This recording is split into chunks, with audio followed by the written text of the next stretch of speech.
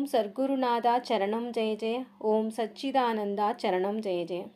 பிரம்மமே ஆத்மாவென்று சொல்லப்படும்.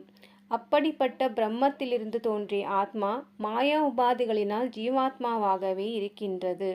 அதாவது அலைகள் இல்லாத சமுத்திரத்தில் காற்றினால் அலைகள் உண்டாகி அதிலிருந்து நுரைகள் குமிழிகள் பிறந்து பிறந்து மறுபடியும் அந்த அலையில் அடங்கி அவ்வலை சமுத்திரத்தில் ஐக்கியமாய் விடும்.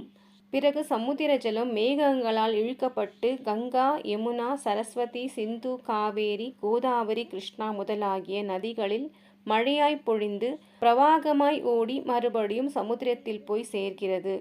அதுபோல் பரமாத்மாவிலிருந்து ஜீவாத்மாக்களாய் மாயையுடன் பிறந்து மாயையிலிருந்து விடுபட்டு மறுபடியும் பரமாத்மாவில் போய் சேர்ந்து ஐக்கியமாய் விடுவார்கள்.